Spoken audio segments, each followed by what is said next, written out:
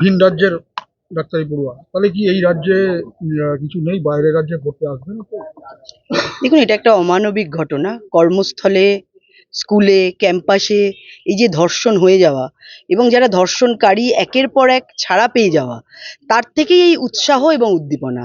এবং তার থেকেই একের পর আমরা দেখতে পাচ্ছি যে ডাক্তার পড়ুয়ারা তারা পর্যন্ত এই ধর্ষণের শিকার হচ্ছে, বারবার মৃত্যুমুখে যাচ্ছে। আমরা অভয়ার থেকে সেই উদাহরণ পেয়ে থাকি। তো স্বভাবতই পশ্চিমবঙ্গে আইনের শাসন নেই এবং যারা ধর্ষণকারী তাদের বারবার যেহেতু আড়াল করা হয়, তো সেখান থেকেই উৎসাহ আসছে।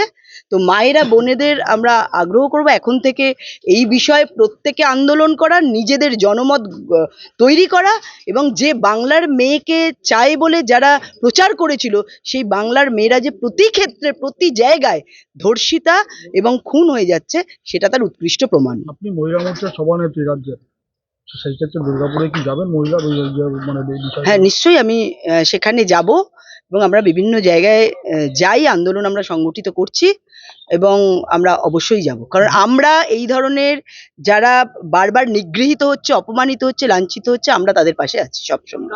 অন্য রাজ্যে কি বার্তা যাবে, যারা পড়ুয়া অন্য রাজ্য থেকে এসছে এখানে পড়তে, তারা ধর্ষিত হচ্ছে, তারা খুন হচ্ছে?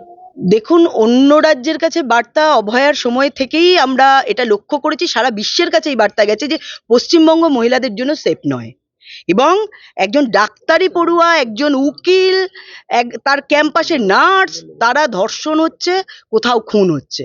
তো এটা আমাদের মাথা নিচু হয়ে যায় সারা ভারতবর্ষের অন্যান্য রাজ্যের কাছে শুধু নয়, এই ভারতবর্ষের বাইরে অন্যান্য দেশের কাছেও, যেখানে এই সংবাদ পরিবেশিত হচ্ছে। মহিলা মোর্চার থেকে কিছু করবেন এটা নিয়ে? দেখুন, এইটা একটাই এটার বিষয়, এটা হচ্ছে এই সরকার পরিবর্তন। কারণ এই সরকার, যারা এরম রেপ হচ্ছে প্রত্যেক জায়গায়, এই যে একটু আগে আমি শুনছিলাম যে কলকাতা সব থেকে সেফেস্ট সিটি, কি করে হয়? কারণ এখানে কোনো রকম এই যে বিভিন্ন ধরনের যে অভিযোগ, সেই অভিযোগই থানায় নেওয়া হয় না। তো অভিযোগের ভিত্তিতেই তো এটা হয় যে কোনটা সেফ আর কোনটা আনসেফ। তো আমরা কার্যক্ষেত্রে প্রত্যক্ষভাবে দেখতে পাচ্ছি প্রত্যেকদিন কমসে কম 5 জন করে মহিলা, যেটা রেকর্ড হচ্ছে, তারা ধর্ষণ হচ্ছে।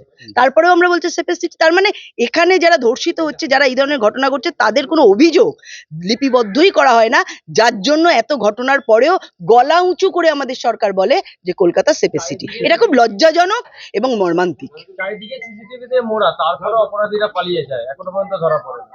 সিসিটিভি তো অপরাধীদের জন্য নয়, খুনিদের জন্য নয়, সিসিটিভি যারা আন্দোলন করবে তাদের জন্য। আমরা কদিন আগে হাওড়া ব্রিজে খগেন মুর্মুকে নিয়ে আন্দোলন করতে গেছিলাম, সেখানে আপনাদের সংবাদ মাধ্যমের মাধ্যমে দেখেছেন যে পরিমাণ পুলিশ ছিল আমাদের আটকাবার জন্য।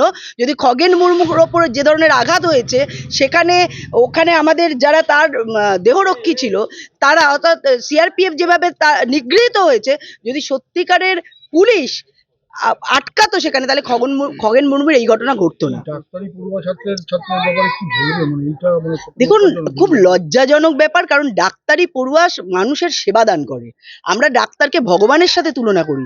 তো সেই ডাক্তাররা বারবার রেপের শিকার হচ্ছে, খুন হচ্ছে, নিগৃহীত হচ্ছে।